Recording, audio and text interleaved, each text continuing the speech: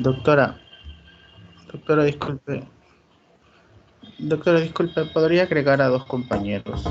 Lo que pasa es que usted ha abierto en una reunión donde no están todos agregados. Ya, a ver cuáles son. Compañeros Campos País, Roland.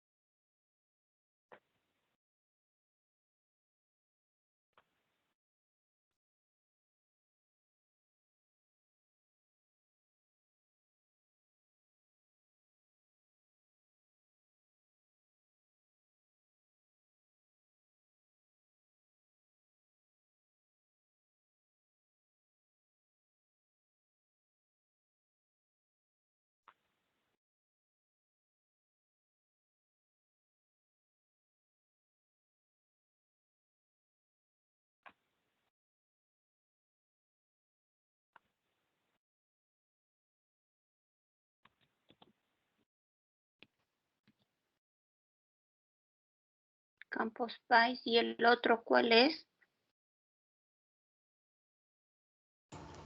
El otro compañero es Calderón.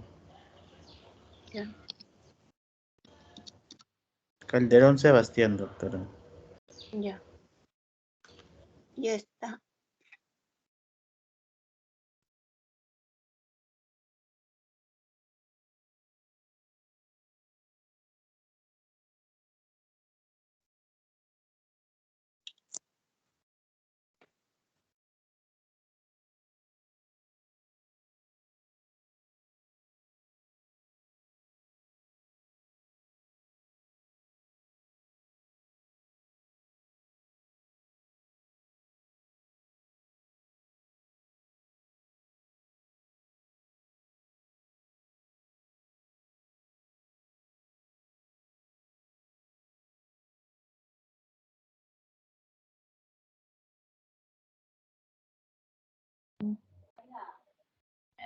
Creo que ya se puede ver mi pantalla. Mm, 2:40. ¿Se me escucha? Sí. Ah, ya, está bien.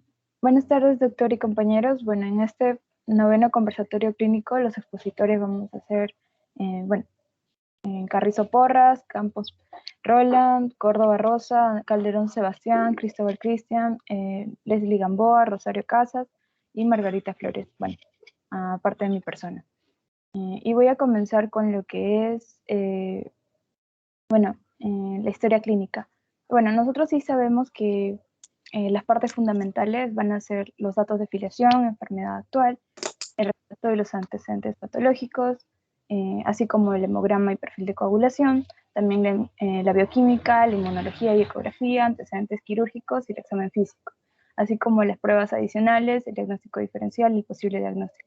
Esta va a ser la manera en cómo nos hemos repartido y bueno, yo me voy a encargar de lo que es filiación y enfermedad actual. En cuanto a los datos de filiación, solo contamos con 7 datos. Lo que es, bueno, es que se puede contar el nombre porque, bueno, tenemos las siglas. También tenemos que la persona es mayor de edad y va a ser del sexo masculino. Así como que su ciudad de origen va a ser Huancayo y la residencia habitual va a ser el distrito de Atevitarte en Lima. Además, bueno, la persona va a ser soltera y, bueno, como fecha de ingreso tenemos 30 de enero del 2004. No contamos con los ítems como lo que es etnia, religión, tiempo de residencia, el grado de instrucción que nos permitiría interactuar mejor con el paciente.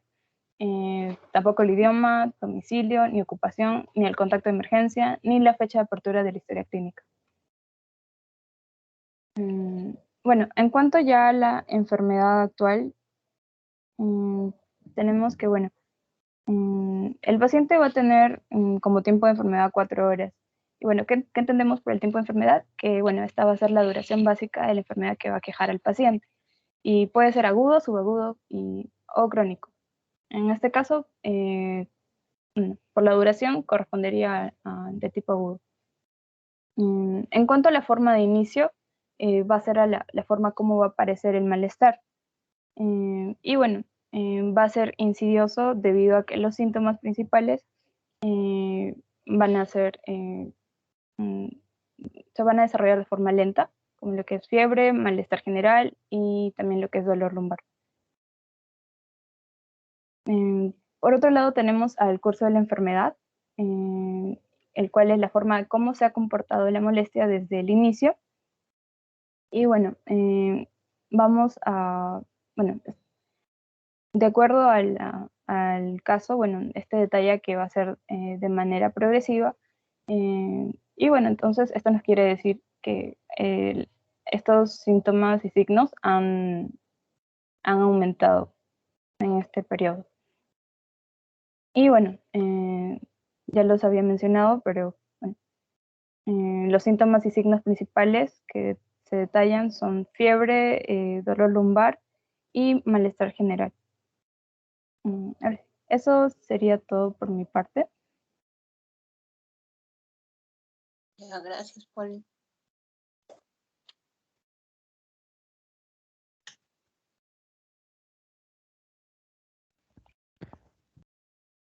Buenas tardes, doctora. ¿Se puede ver y se me escucha bien?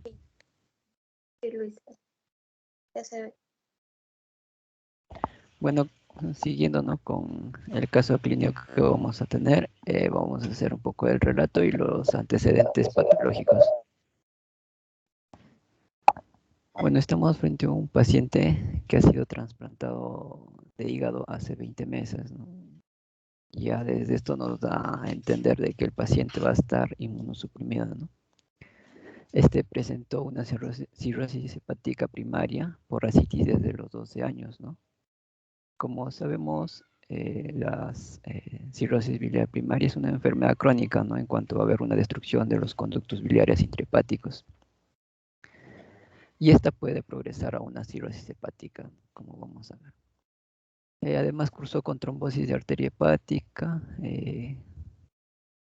con PO4, que, bueno, el manejo fue conservador, cama hiperbárica, que, bueno, como el caso es el paciente es inmunosuprimido, necesitó, ¿no?, esa cámara hiperbárica.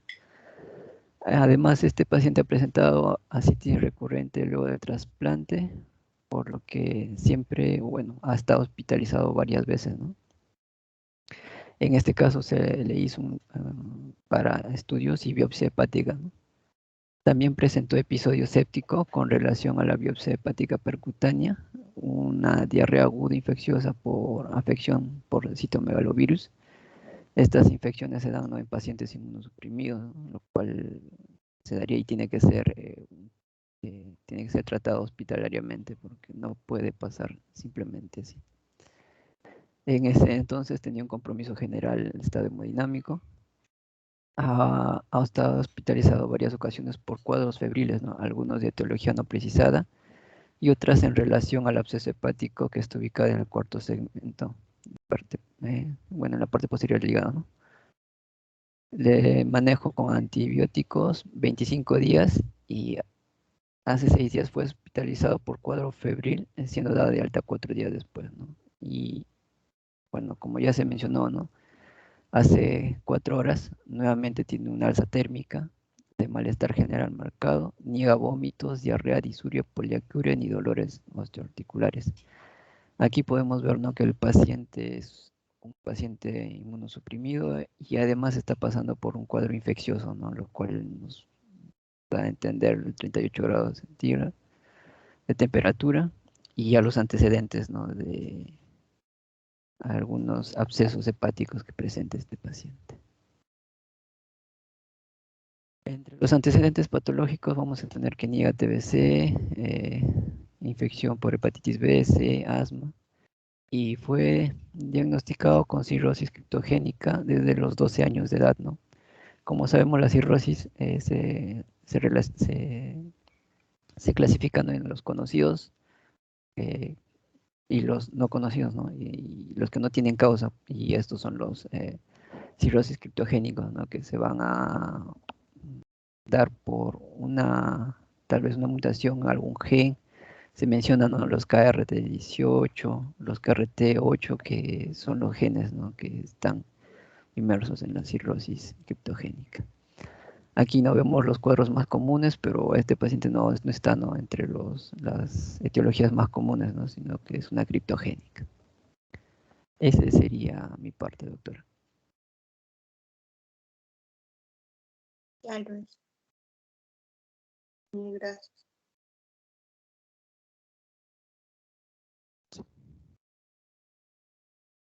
Continúo yo, doctora. Voy a compartir pantalla.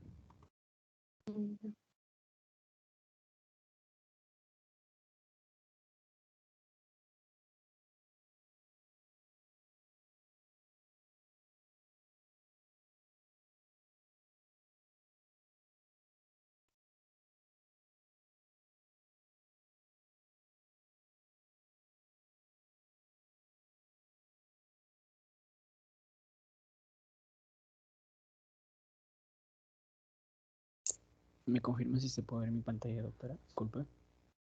Se vio, pero se borró. Y ahorita sí. Ya, está bien. Gracias. Bueno, doctora, buenas tardes. Compañero, buenas tardes. Bueno, soy Fuente Chuquimango Richard. En este caso, yo voy a hablar sobre el hemograma y perfil de coagulación. Bueno, de lo que nos presenta este paciente. Bueno, según su hemograma, los datos que nos dan en la historia clínica nos dan sus, bueno, leucocitos, que el valor del paciente nos dicen que está en 8.630. Nosotros tenemos por conocimiento que los valores normales están entre 4.000 a 10.000. Entonces podríamos decir que está en el rango normal, ¿no? No hay ninguna alteración en este caso en los leucocitos. Sabemos que los leucocitos son parte, ¿no?, del sistema inmunitario de nuestro cuerpo y que ayudan a combatir infecciones y otras enfermedades. Pero en este caso está normal. La hemoglobina de este paciente al ingresar mencionan que está en 14.9 grados por decilitro. Según los valores normales, en los varones debería estar de 13,5 a 17,5 grados por decilitro. En mujeres de 12 a 16 gramos por decilitro. El caso de este paciente está en 14.9, entonces también vamos a decir que está normal, ¿no? No podemos decir que posiblemente tiene anemia o algo, ¿no? Y su hematocrito de este paciente nos dan el 45%. Los valores normales en varones es de 41,53% y en mujeres es de 35,46%. La interpretación en este caso es hematocrito, vamos a decir que está normal. Bueno, sería en la serie roja, ¿no? Ahora en la serie blanca, los datos que nos dan de este paciente también acá solamente obtenemos en este caso los segmentados, los monocitos y los linfocitos. Los valores normales, en este caso de neutrófilos, debería estar de 40 a 40% a 60%, abastonados en este caso de 0 a 3%, y segmentados de 57%. El valor del paciente que nos dan está en 89%, entonces vamos a decir que posiblemente esto es una leucocitosis neutrófila. Bueno, eosinófilos, los valores de 1% a 3%, los basófilos es de 0 a 2%. Bueno, estos datos no nos dan en el caso clínico, pero sí nos dan monocitos. Los monocitos, los valores normales debería estar de 4% al 8%. En este caso del paciente nos dicen que está al 1%. Vamos a decir, bueno, en este caso, este paciente pues tiene una monocitopenia, ¿no? Y los linfocitos los valores normales oscilan entre 30% a 40%, lo que nos dan de este paciente es un 10%, bueno, tendríamos que es el caso de una linfocitopenia también. Bueno, ver estas alteraciones, bueno, una leucocitosis neutrófila, en este caso esta condición es una respuesta inmune normal a un evento como infecciones, por ejemplo, lesiones, inflamaciones o algunos medicamentos y a ciertos tipos de leucemia también. Una monocitopenia, en este caso significa, ¿no?, que el sistema inmunológico está debilitado, como ocurre, por ejemplo, en casos de infecciones en la sangre, a tratamientos en quimioterapias, problemas de médula ósea como anemia plástica y leucemia. Y la linfocitopenia es más, bueno, a menudo se habla de que es debido básicamente al SIDA o a la desnutrición, pero también puede ser hereditaria o causada por varias infecciones, fármacos o trastornos autoinmunitarios. Eh, Algunos pacientes, por ejemplo, tienen infecciones virales, micóticas o parasitarias recurrentes, ¿no?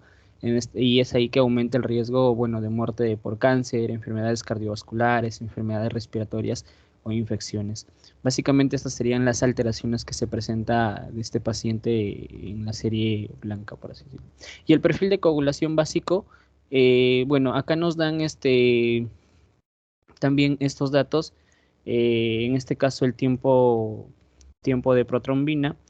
Si bien es cierto, no sabemos que la prueba de tiempo de protrombina mide el tiempo que tarda en formarse un coágulo en una muestra de sangre, ¿no?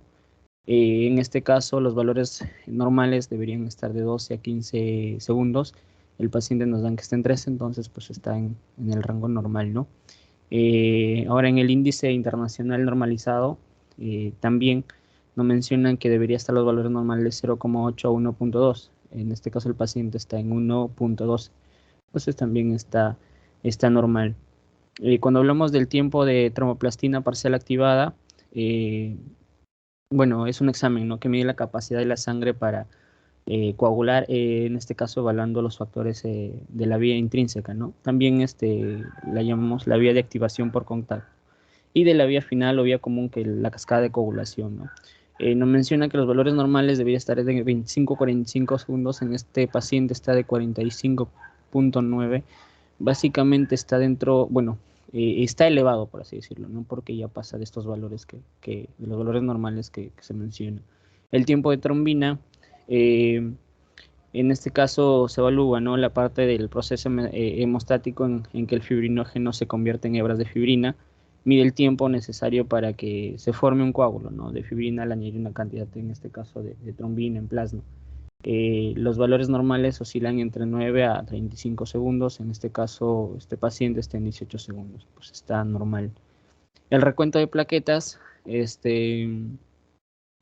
los valores normales deberían estar, bueno, sabemos que este examen, ¿no?, mide la cantidad de plaquetas que uno tiene en la sangre, ¿no? En este caso, sabemos que las plaquetas son parte de la sangre que ayudan a la coagulación. De hecho, que son más pequeños que los glóbulos rojos y blancos. Los valores oscilan entre 150.000 a 450.000. El paciente nos dan el valor que está en un 330.000. Entonces, también está dentro del rango normal, pues, bueno, interpretación normal. Y el fibrinógeno, no mencionan, en este caso, que los valores deberían estar entre 1,5 a 4, bueno, a 4 miligramos por mililitro. Lo que mencionan el paciente está en 4,6. Obviamente está elevado, ¿no? Bueno, básicamente aquí hay el tiempo de protrombina parcial activada, que cuando está elevada indican que la sangre tarda en coagularse, no más tiempo de lo normal. Esto significa que ante una hemorragia o un sangrado se requiere un tiempo mayor para taponar la herida. Y cuando hablamos del fibrinógeno también, cuando está elevado, o sea, suele ser debido principalmente a actividad del fibrinógeno como una proteína reactante fase aguda, en este caso a inflamaciones, tumores, quemaduras o traumatismos, y además compensación de la pérdida de proteínas, ¿no? Por ejemplo, quizá un síndrome nefrótico o por una enfermedad hereditaria. Y eso sería todo de mi parte, doctora. Gracias. Ya, Richard, gracias.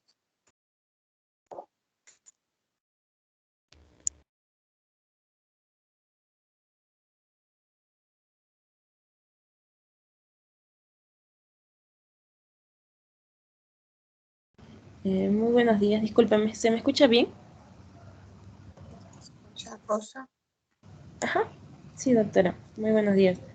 Buenas tardes, perdón. A mí me va a tocar lo que es la bioquímica sanguínea. ¿Me confirma, por favor, si ya se proyecta? Sí, ya se puede ver. Ya, muy bien. Dentro de la bioquímica vamos a ver que los resultados nos dan en milimol, ¿no? Por litro, pero los valores, generalmente el referencial está en miligramos por decilitros. Entonces, tras la conversión vamos a ver que la glucosa eh, está en 77,47 miligramos por decilitros, lo cual estaría en un rango normal, ¿no? Porque la glucosa vamos a ver que está entre 70 y 110, 115 miligramos por decilitros. Vamos a ver que la urea se encuentra en 13,82 miligramos por decilitros y el valor normal de la urea es menor a 40. Ahora, el colesterol, vamos a ver que se encuentra en 156 miligramos por decilitro y también está en un rango normal porque lo normal es colesterol es menor de 200, ¿no?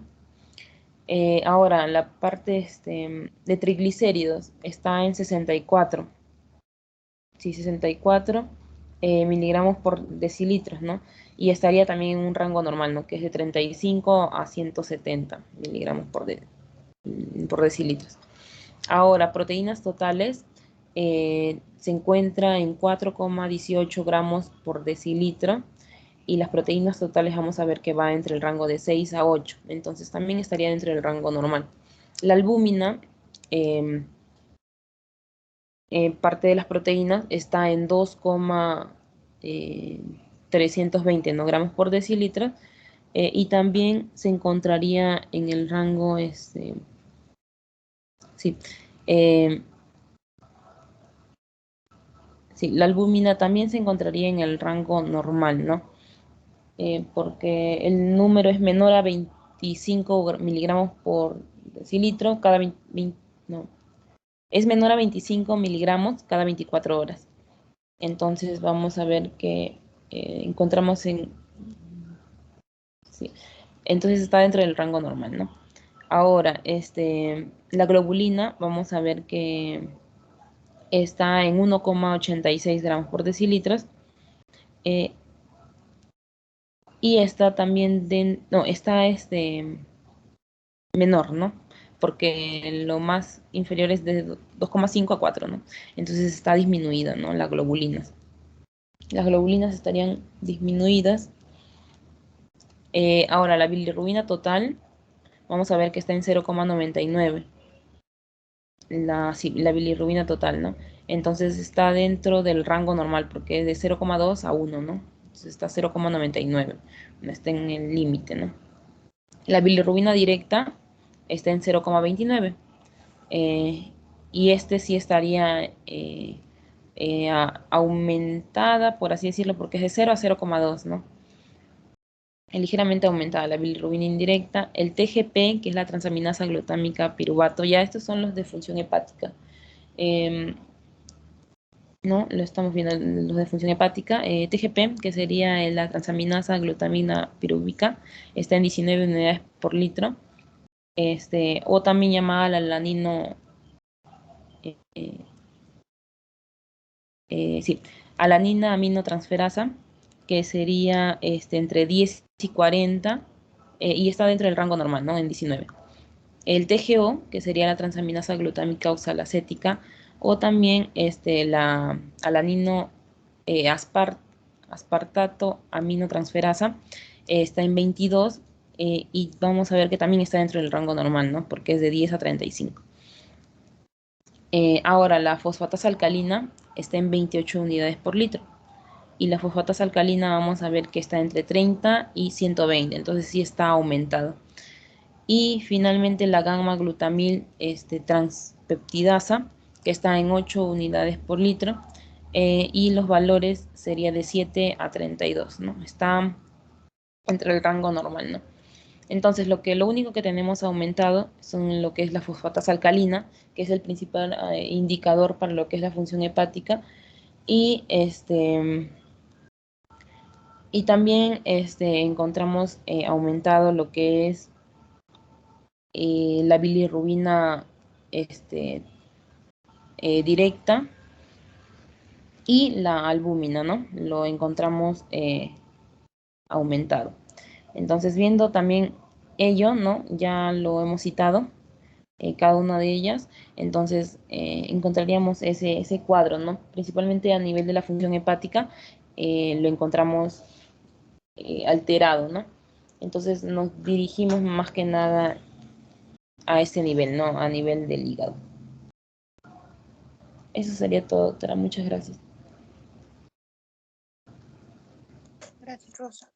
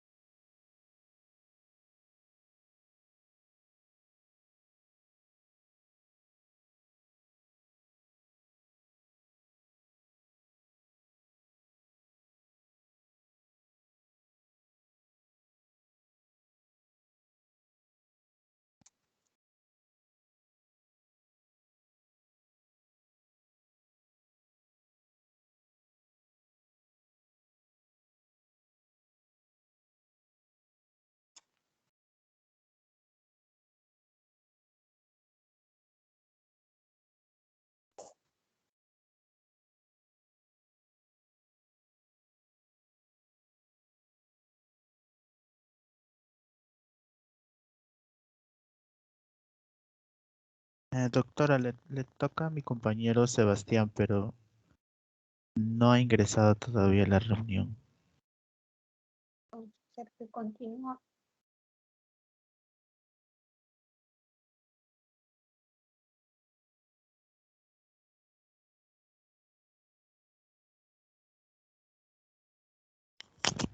Ya, entonces yo voy a continuar porque me toca a mí.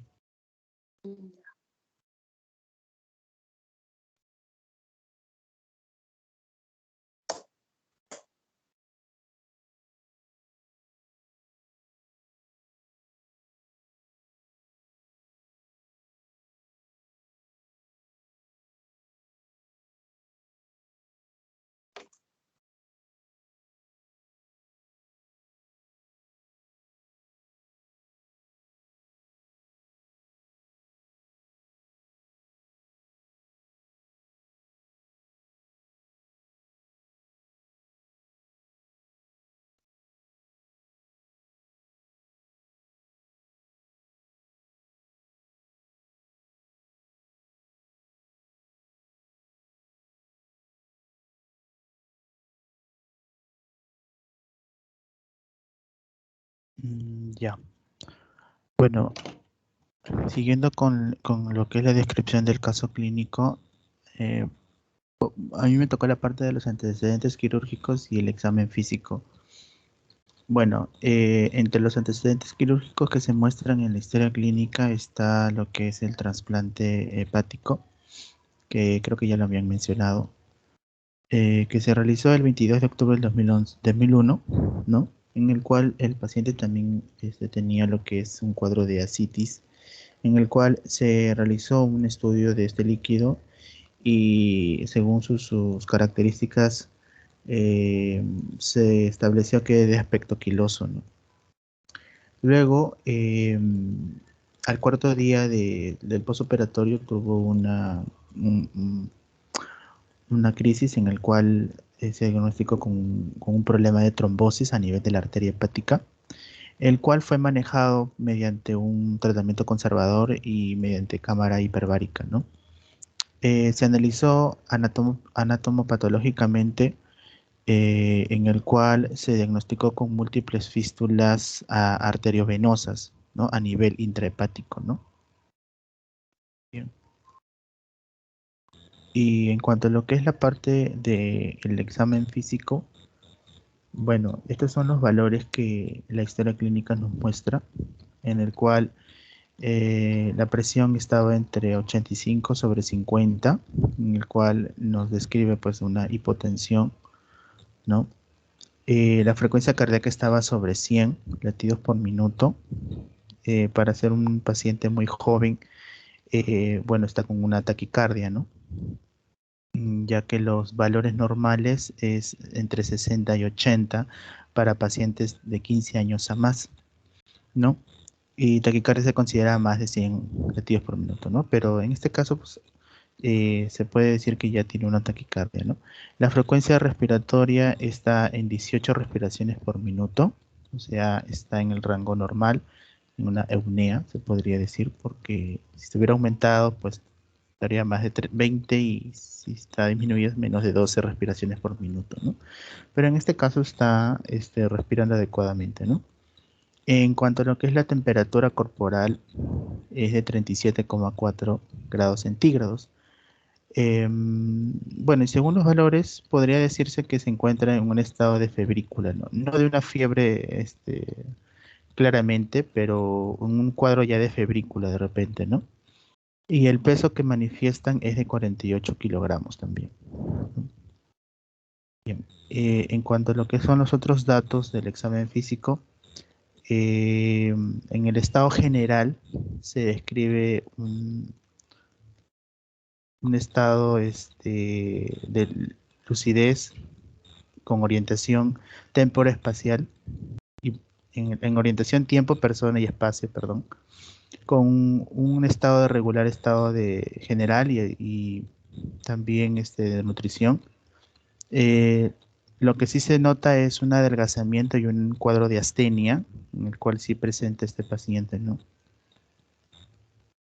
En cuanto a lo que son las pieles y las mucosas, lo que se describe es la presencia de algunas estrías múltiples en la zona de los miembros inferiores, ¿no? Y en la parte del abdomen. El resto sí está normal, no hay presencia de ictericias ni palidez. Las mucosas orales están relativamente disminuidas en cuanto a lo que es la humedad. En cuanto a lo que son la parte linfática, no hay adenopatías. En el tejido celular subcutáneo hay un leve edema a nivel de los miembros inferiores, ¿no? Y el tejido adiposo sí está disminuido. Con lo que es la parte de la cabeza, hay un normocéfalo. Las escleras tampoco no están ictéricas. En cuanto al cuello, es simétrico, no hay irrigitación yugular, ni tampoco palpación de tiroides, que es algo normal. En la parte del tórax, los murmullos vesiculares pasan bien por ambos campos pulmonares, ¿no? Y no hay ruidos agregados tampoco. En la zona cardiovascular, los ruidos cardíacos son rítmicos, no hay soplos, y lo que sí hay taquicardia, ¿no? Lo que estábamos manifestando anteriormente, ¿no? En cuanto a lo que es el abdomen, aquí sí hay algunos criterios importantes, ¿no? Bueno, la distensión es leve, blanda, no hay dolor a la palpación superficial, ni tampoco profunda, pero al momento de realizar lo que es el signo de la oleada, que justamente aquí he traído una imagen, ahí sí hay una matidez desplazable, ¿no? Y con el signo de la oleada positiva, pues obviamente se describe que hay un proceso de edema, ¿no? Los ruidos hidroaéreos sí están presentes y hay una circulación colateral en el cual nos manifiesta un cuadro de compromiso hepático o un síndrome hepatorrenal podría ser, ¿no? En cuanto a lo que es la cicatriz, hay cicatrices por la operación que he tenido, subcostal y tipo bilateral. En la parte genitourinaria, la puñopercusión y los puntos ureterales son negativos, ¿no? Eh, los miembros inferiores también hay un edema a nivel de los miembros inferiores también. Y en la parte neurológica está normal, no hay signos meningios, no hay signo de flapping, ni signos de focalizaciones tampoco, ¿no? Y bueno, y eso sería todo parte. Cristian, gracias.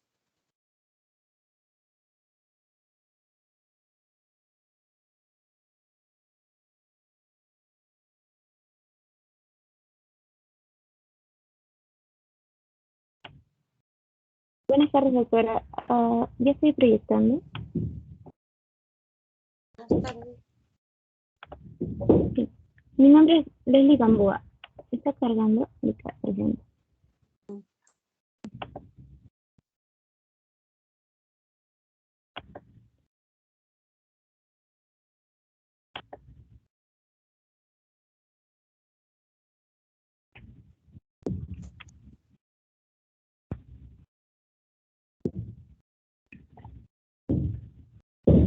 Mm,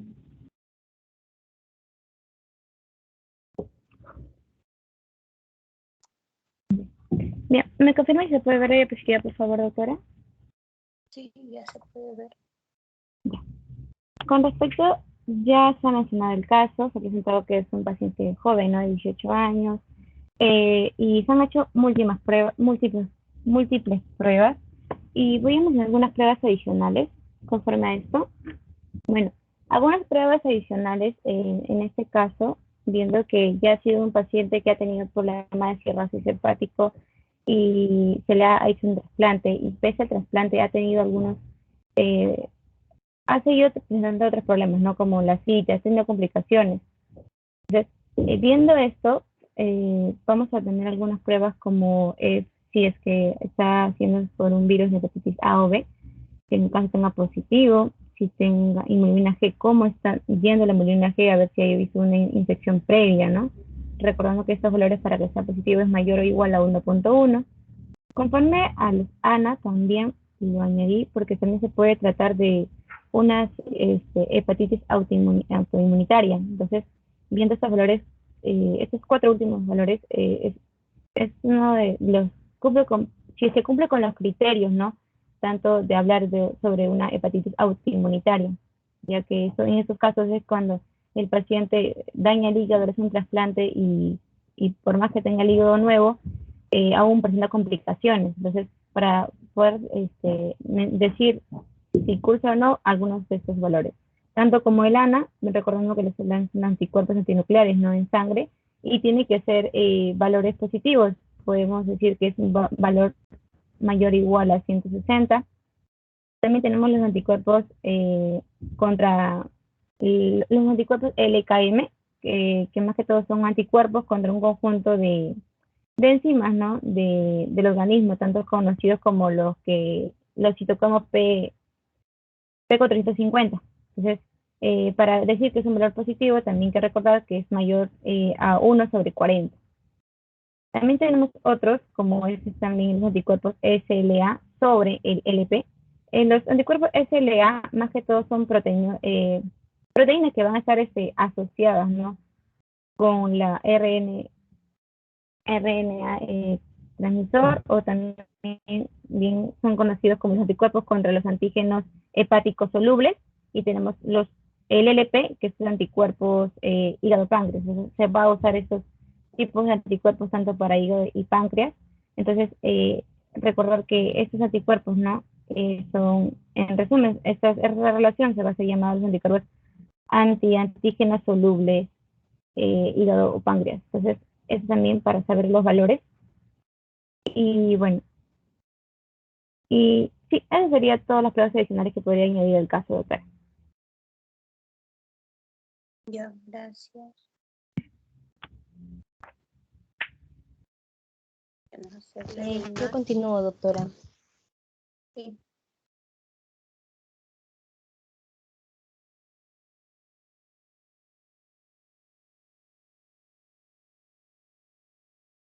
¿Se ve? Sí, pasaría. Ya, doctora.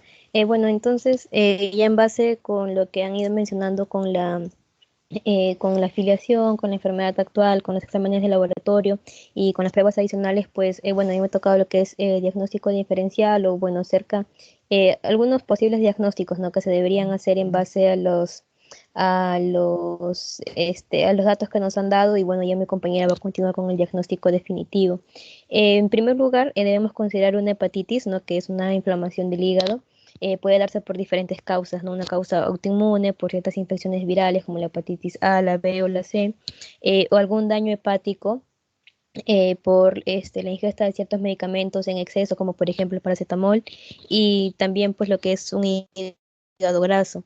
Dentro de los síntomas que presenta una hepatitis, pues sí, en marco general, tenemos, ¿no?, lo que es el dolor o una distensión abdominal, que bueno, en este caso, en el momento del examen físico no lo mencionan.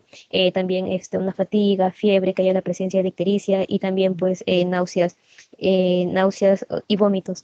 Y con respecto, pues bueno, mencionarlo porque en el laboratorio pues vamos a encontrar niveles de fosfatasa alcalina incrementados que pues se aprecian en el examen, en las pruebas de la bioquímica y también en pruebas adicionales que nos muestran en el caso clínico.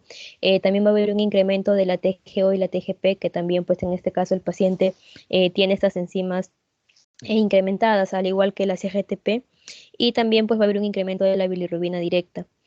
También debemos considerar la cirrosis, la cual pues es una cicatrización del hígado, que esta pues va a dar como resultado que haya una función hepática normal, ¿no? Esto por consecuencia de la lesión que va a haber a nivel del hígado, que bueno, suele ser crónica.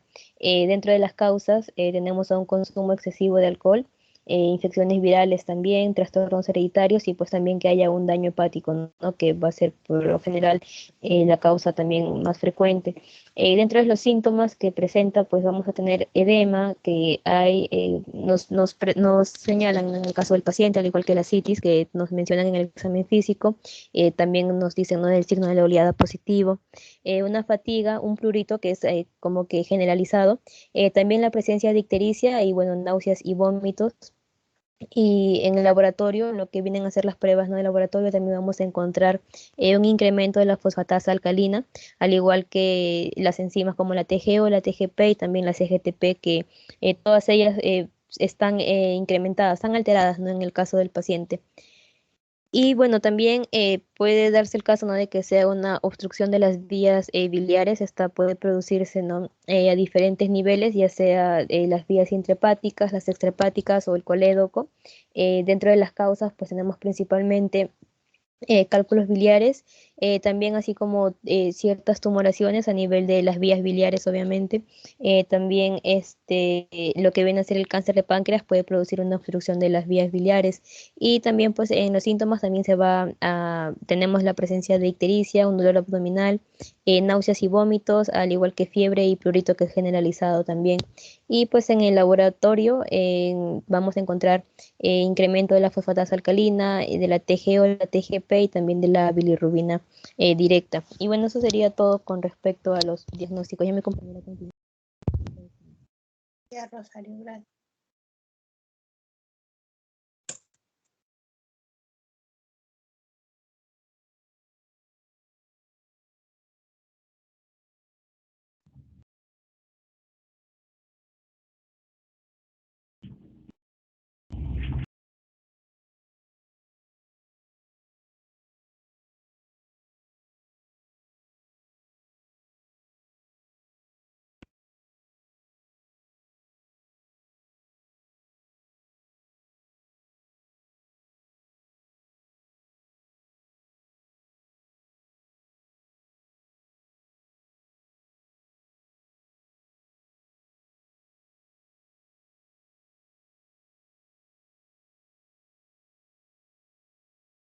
Ahorita no se escucha.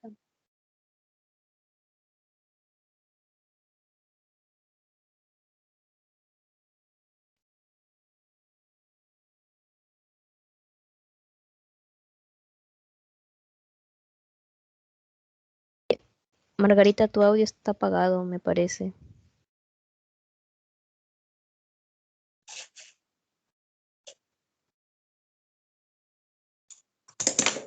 Ay, muchas gracias. Ya, gracias. Bueno, continuando con la exposición, hablaré sobre la parte final del diagnóstico, en el cual vamos a tener o estamos frente a un paciente con cirrosis hepática, ¿no? Esto debido a que la cirrosis es un proceso crónico progresivo que, bueno, ¿no?, se caracteriza por la formación de los nódulos, de la regeneración, de la fibrosis del parénquima, en el cual va a haber una alteración del hígado. Bueno, Y bueno, y según los datos encontrados, los hallazgos encontrados en el paciente, podemos identificar, ¿no? Un aumento en la fosfatasa alcalina, un aumento en la TGO, un aumento en la TGP, un aumento en la CGTP, y al igual que el aumento de la bilirrubina directa. Bueno, ¿no? Y ya que estudios han, bueno, lo que he podido identificar también en un artículo es que nos hablan de que existe recidiva posterior a un trasplante de hígado. Es decir, ante el hallazgo de una lesión hepática, ante el hallazgo de una lesión hepática, puede haber una reaparición en el injerto de la misma enfermedad por la cual se le indicó el trasplante de hígado. Es decir, estaríamos frente a un paciente con cirrosis criptogénica. Esto debido a que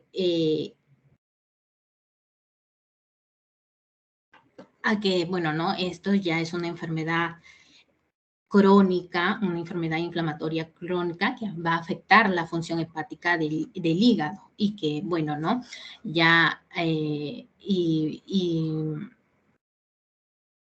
más que nada esto ya se va a dar o se puede manifestar con síntomas evidentes, en el cual hay una alteración en el parénquima hepático y que ha sido sustituido en el tejido cicatricial, y las personas que van a presentar esto van a ser con síntomas asociados como fatiga, debilidad, pérdida del apetito, pérdida de peso, náuseas, edema, dilatación de los vasos sanguíneos e ictericia, ¿no? Y más que nada, y bueno, más que nada también es importante mencionar que en estos individuos pueden, más que nada en los pacientes, pueden desarrollar esta hipertensión portal, ¿no? Y esto es lo que son hallazgos que podemos encontrar también y lo que hemos podido encontrar en nuestro caso clínico. Y bueno, ¿no? Eso sí sería todo. Muchas gracias.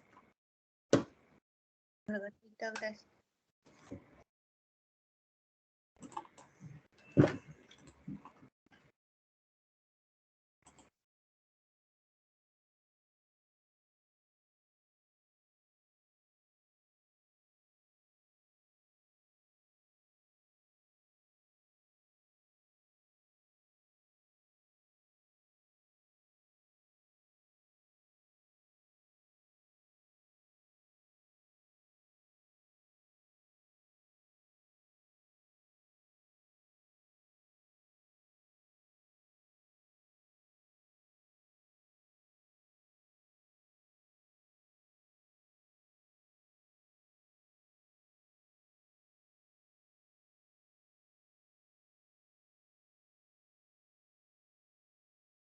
¿Alguien más sigue? Hoy terminamos.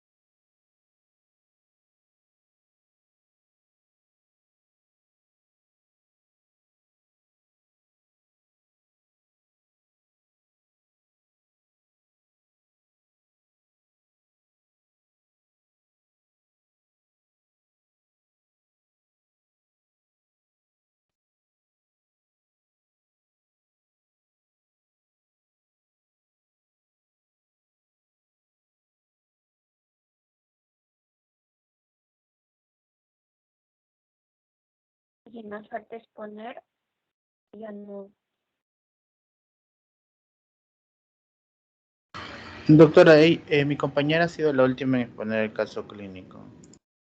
Ya. Entonces, los síndromes del paciente, en primer lugar, tienen los antecedentes, los signos y síntomas y las alteraciones de su función hepática son el síndrome hepático. Bueno, ¿qué otros síndromes más se pueden agregar?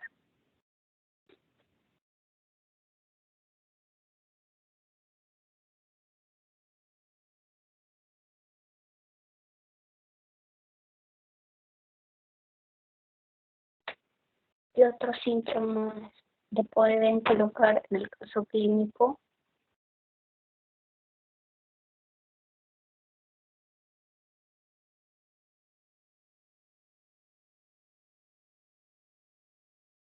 ¿Mm?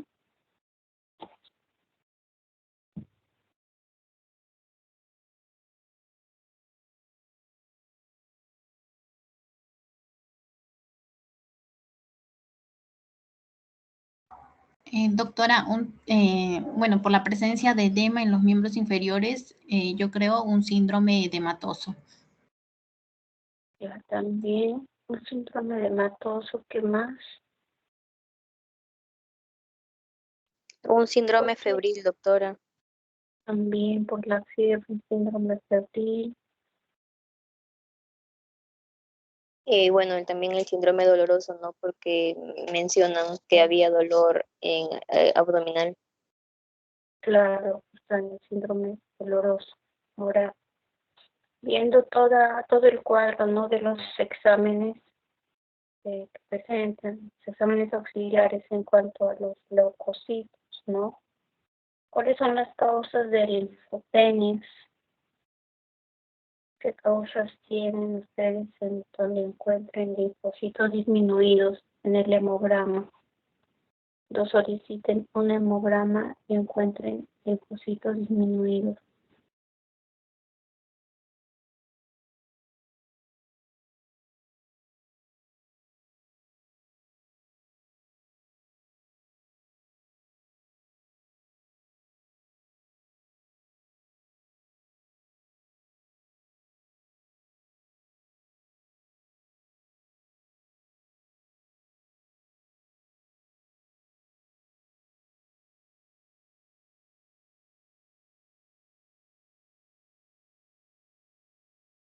Algunos los mencionaron,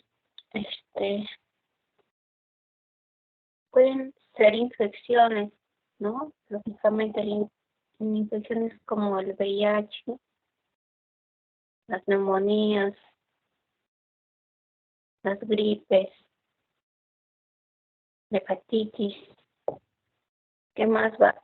¿En qué más podrán encontrar linfocitos disminuidos? Bueno, y en general, ¿no? De toda la serie. Tanto también, por ejemplo, en la serie roja o en las plaquetas. Y lógicamente también dentro de los componentes de los leucocitos están los linfocitos en un tratamiento, ¿no? Que puede ser en el caso del cáncer, que en sí también produce linfopenia, un tratamiento con radioterapia o quimioterapia también pueden encontrar linfocitos disminuidos. ¿En qué tipo de cánceres van a encontrar linfocitos disminuidos? En las leucemias, enfermedad de Hodgkin. También podría ser otra causa de linfopenia, es un déficit nutricional, una carencia de zinc. Otra causa de linfopenia son las enfermedades autoinmunes. A ver cuáles se acuerdan de las enfermedades autoinmunes, de los casos dos casos que hemos visto, que podrían tener también linfopenias. Lupus. Lupus eritematoso. Muy bien, el lupus y la artritis reumatoidea, tener disminución de linfocitos. También la miastenia gravis y el síndrome de Behçet.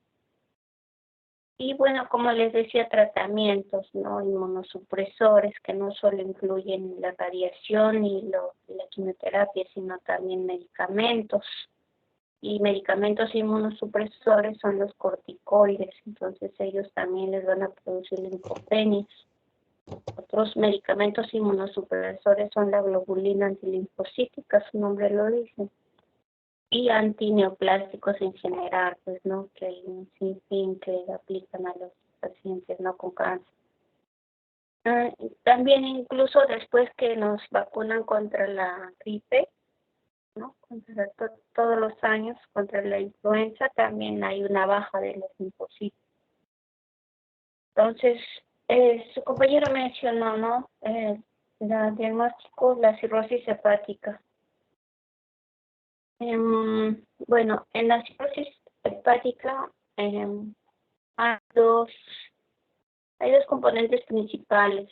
Uno, la cirrosis es un tejido ya cicatrizal, o sea, es una fibrosis del hígado. Y bueno, en vista de estas células hepáticas, ¿no? Que digamos están ya no son no funcionales, están lesionadas, ¿no? Inducen el desarrollo de una hiperplasia hepatocelular. Entonces hay una proliferación del nódulo regenerativo y un crecimiento de las arterias, que se llama cuando hay un crecimiento, ¿no? Por algún tumor también que podría producirse, ¿no? Se llama angiogénesis, ¿no? O sea, generación de nuevos vasos. Entre los reguladores del crecimiento pueden mencionarse citoquinas, factores de crecimiento hepático. Por ejemplo, ¿cuáles de ellos? El factor de crecimiento epitelial, factor de crecimiento hepatocitario se llama, factor de crecimiento transformante alfa, el factor de necrosis tumoral. También la insulina, el glucagón, van a determinar la forma en que se van a desarrollar esta fibrosis, ¿no? De la cirrosis, cómo van a desarrollar sus nódulos, ¿no? Y su localización.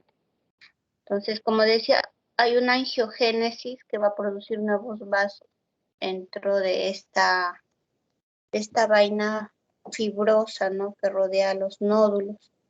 Y estos vasos se van a conectar la arteria hepática y la vena porta con las vénulas hepáticas. Entonces, de alguna forma, lo que se trata es que se restituya la circulación intrahepática. Y estos vasitos, ¿no? Esta angiogénesis se produjo, ¿no? Generó nuevos vasos, que son vasos interconectores. ¿Para qué? Para drenar el volumen relativamente pues bajo de sangre, ¿no? De sangre venosa, que va a tener, como saben, un signo de la cirrosis es la presión venosa elevada. Entonces,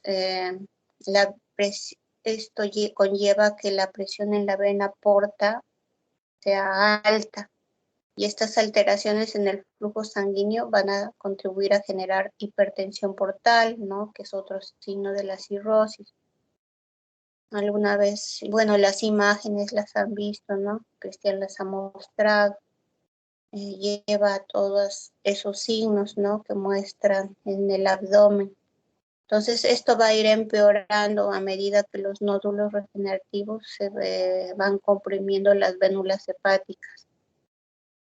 Entonces, la velocidad de progresión desde la fibrosis hasta la cirrosis y la morfología de la cirrosis van a variar. Varían de un individuo a otro. ¿Y por qué varían? Pues porque depende de la causa, la magnitud de la exposición si es un estímulo nocivo, y también pues a la respuesta de cada individuo. A ver, entonces, ¿qué funciones hepáticas están alteradas en una cirrosis?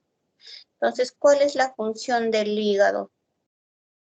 No, si está, pues, si tenemos una cirrosis, va a alterarse esta función, ¿no? ¿Cuáles son las funciones hepáticas que están alteradas.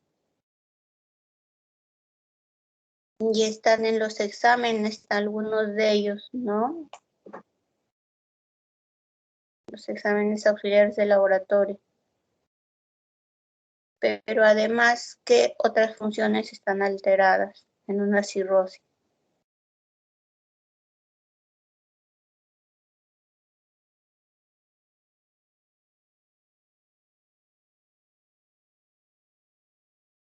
¿Mm?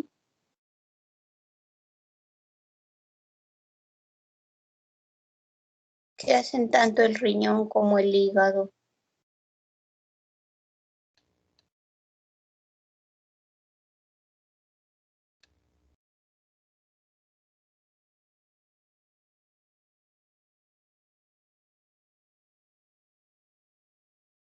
Metabolizan los nutrientes, entonces, ¿qué función hepática estaría alterada en una cirrosis?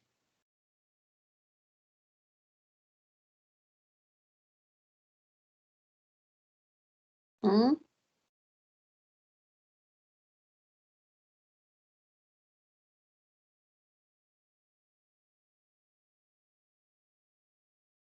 A ver, además del metabolismo de lípidos, del metabolismo de carbohidratos, ¿qué pasa con las proteínas si hay una cirrosis hepática?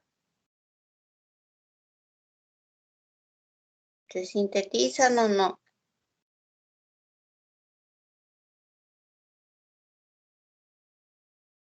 No. Ya, entonces también está alterada la síntesis de proteínas, también está alterada la formación y secreción de la bilis. Entonces, como el hígado es un filtro, lógicamente, igual lo que sucede cuando hay una insuficiencia renal, pues no, se acumulan productos de desecho. Igualmente sucede con el hígado, entonces esta función también va a estar alterada, ¿no? Que digamos que es digamos una desintoxicación de la sangre, ¿no? Entonces, si no funciona el hígado ni el riñón, pues no, se acumulan estos productos de desecho. ¿Qué pruebas de laboratorio se van a correlacionar con las alteraciones de las funciones hepáticas? Entonces, ahí ustedes les está preguntando cuáles son las pruebas, ¿no?, que se solicitan en el perfil hepático. Ya eso sí, también ya lo han visto varias veces y como protocolo también siempre se solicita, ¿no?, igual que el hemograma, el examen de orina, los reactantes de fase aguda. Entonces, ¿cuáles son las pruebas que siempre van a solicitar para ver qué alteración, si está alterado el hígado, la función hepática? Que ya lo saben de memoria, siempre lo repito. TGO, TGP. Claro, la Fosfatasa alcalina. También la fosfatasa alcalina, ¿no? Estas proteínas, tanto la fosfatasa alcalina, la alanina transaminasa, la aspartato-aminotransferasa y la gamma-glutamil transpeptidasa también son producidas por el hígado. ¿Qué más están pidiéndoles en su examen? Muy bien, y también en los exámenes auxiliares, ¿qué más le han solicitado al paciente? Hay otras pruebas también para ver la función hepática, aparte de estas enzimas, que está muy bien, ¿no? ¿Qué más enzimas hay en su caso de función hepática?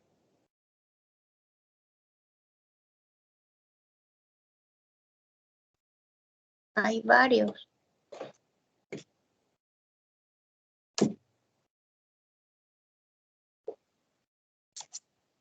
¿Cuál más falta? La GGTP. Ya, muy bien. También otra más, ya que no sea Cristian ni el Benis, alguien más. La albúmina. La albúmina es proteína producida en el hígado. Entonces, la albúmina, ¿qué más le están solicitando al paciente?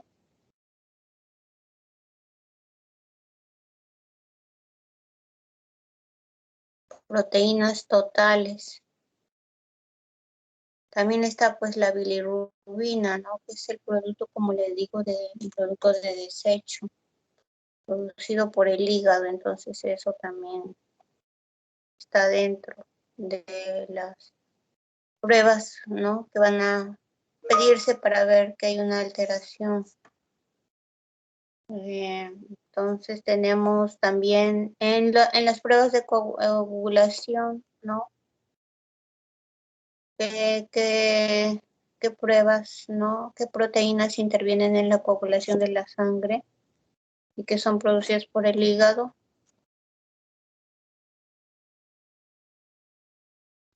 La trombina, doctora. La antitrombina. El tiempo de protrombina, ¿no? Entonces esa proteína interviene. También se solicita, ¿no? La lactato deshidrogenasa va a estar presente en, bueno, muchas células del cuerpo, ¿no? Pero y se van a liberar a la sangre cuando la célula ha sido dañada por una enfermedad o lesión. Entonces también la lactato deshidrogenasa, aunque no es específica, también se solicita. Entonces, ¿qué es una cirrosis criptogénica? ¿Qué explicó su compañera que era una cirrosis criptogénica? Que no ¿Recuerdan? tiene una causa conocida, doctora. Ya, muy bien. Ya. Y bueno, en general no es lo mismo que una cirrosis en cuanto a, ¿no? a la afección de la función hepática, ¿no? Estos pacientes, ¿no? afectados por este tipo de cirrosis desarrollan pues esta enfermedad que es irreversible, ¿no? La cirrosis es irreversible y se dice que a mediados o finales de la edad adulta, o sea, más o menos por los 50, ¿no? 60 años casi, ¿no? En la primera etapa de la cirrosis criptogénica, estos pacientes no van a manifestar no van a manifestar síntomas, porque el hígado es un órgano grande, por eso cuando hay un trasplante para un niño, el padre puede ser donante porque le puede dar un lóbulo, o sea, una parte de su hígado, ¿no? Una parte, si el niño es pequeño, lógicamente. Si es adulto, necesita, ¿no? Pues el órgano completo. Entonces, en la primera etapa de esta cirrosis criptogénica, no va a haber síntomas porque el hígado todavía va a tener una parte de tejido normal que va a seguir funcionando y va a seguir produciendo pues las enzimas y proteínas, ¿no? Y no va a haber alteraciones, digamos, por ejemplo, de su coagulación, ¿no? O de otra función hepática. Entonces, en el caso del paciente que tiene una cirrosis criptogénica, los signos y los síntomas se van a hacer evidentes cuando ya el parénquima hepático va a ser sustituido por este tejido, ¿no? Tejido cicatrizal. Bueno, los síntomas que se van a presentar, bueno, son los comunes, ¿no? Que conocen la pérdida de apetito, el paciente perdió peso, ¿no? Estuvo edematoso, tienen náuseas, ¿no? Lo que presentaron en sus diapositivas, ¿no? La dilatación de los vasos sanguíneos, la ictericia. Entonces, como vimos cómo se producía, cuál era la fisiopatología de la cirrosis, debido a la angiogénesis y a los nódulos que se forman, estos individuos pueden desarrollar la hipertensión portal, ¿no? La elevación, ¿no? Esta vena de la presión. La cirrosis criptogénica puede dar lugar también a la diabetes tipo 2 y como cualquier tipo de cirrosis, ya sea, ¿no? De este origen, ¿no? Conocido, o también una cirrosis que puede provenir de una hepatitis C, ¿no? Más que todo la C es la que progresa También puede llegar a desarrollarse la criptogénica como la hepatitis C al desarrollo de cáncer hepatocelular. También las otras hepatitis, ¿no? También la hepatitis B también puede desarrollar, pero esta cirrosis también puede progresar a un cáncer hepatocelular. Entonces, ¿qué otras pruebas de laboratorio o de imágenes solicitarían para corroborar su presunción diagnóstica? Sí, también lo presentaron. Y a ver qué pruebas presentó su compañera, ¿recuerdan?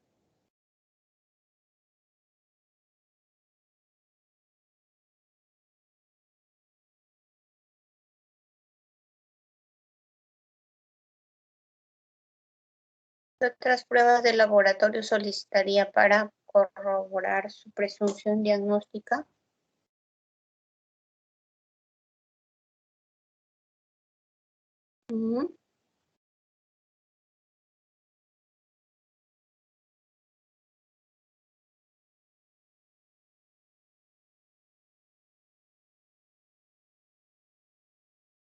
¿Recuerdan?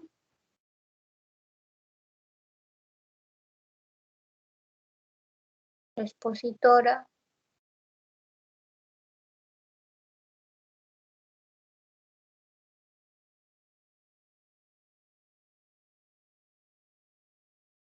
¿Ah?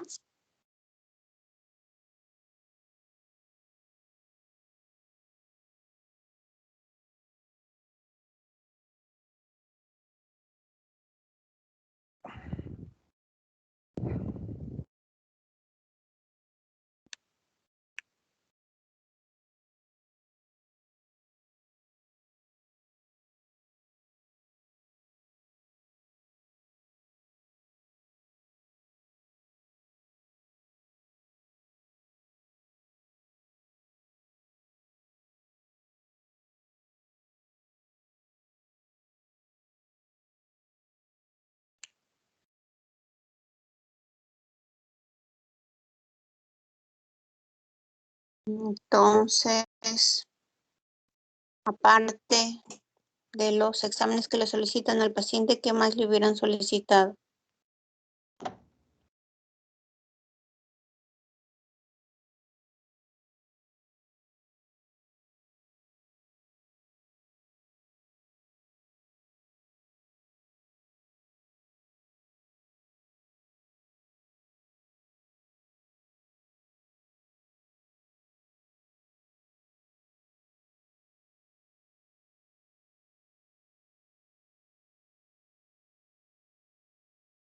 ¿Recuerdan que en la clase les hice de endocrinología también pruebas funcionales? Bueno, también para el hígado hay otros tipos de pruebas que también se llaman pruebas funcionales hepáticas. Entonces, acá lo que van a hacer, ¿no? Como en el caso van a medir tanto las enzimas, proteínas y lo que produce el hígado. Y tienen que ver tanto con las proteínas, ¿no? Que intervienen en la coagulación de la sangre, ¿no? Lo que tienen que, pues, lo que buscan y se utilizan no solo va a ser para el caso de la cirrosis, sino para vigilar el tratamiento, diagnosticar cómo está yendo una hepatitis, ¿no? O si ya llega como cirrosis, ver cuán grave es, ¿no? La afectación, como les digo, no es brusco, sino también al inicio no hay síntomas porque la parte que está sana va a funcionar normalmente. Entonces, para ver la gravedad del daño. También se utiliza porque hay fármacos que van a producir alteraciones de la función hepática. Por ejemplo, si alguien ha recibido un tratamiento, ¿no? Con antifúngicos, siempre le piden cómo está yendo piden sus enzimas para ver si su función hepática es adecuada. Entonces, recién aplican el tratamiento. Bueno, no solo pruebas de laboratorio, ¿no? Se hubieran solicitado en este caso. También se pudo haber solicitado otro tipo de exámenes, por ejemplo, exámenes de imagen. Y qué importante, por ejemplo, era también hacerle, ¿no? Una TAC, una tomografía computarizada. Podrían hacerle también una gamografía hepática y lógicamente el estudio anatomopatológico, ¿no? Que a veces es el gol estándar de muchas enfermedades, o sea, y se toma con una biopsia hepática. Entonces, en la biopsia hepática, ¿no? Esa es una prueba anatomopatológica, ¿no? Que se lleva, pues, al laboratorio, ¿no? Y se analiza, pues, el tejido. Entonces, esa prueba, con eso ya corroboraba, pues, su presunción diagnóstica. Ya, ¿alguna pregunta tienen?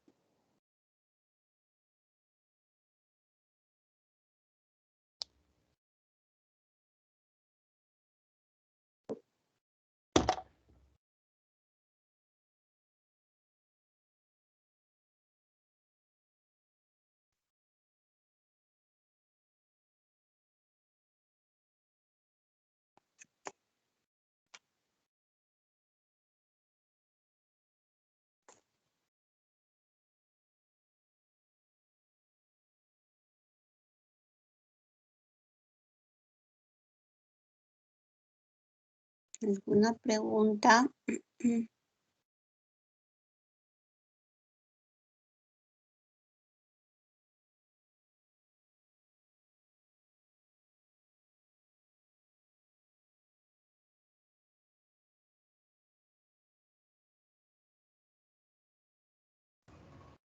Creo que ya no hay preguntas, doctora. Ya, bueno. Bueno, gracias. Entonces envían su cuestionario resuelto nomás. Ya. Gracias, nos vemos la próxima. Hasta luego.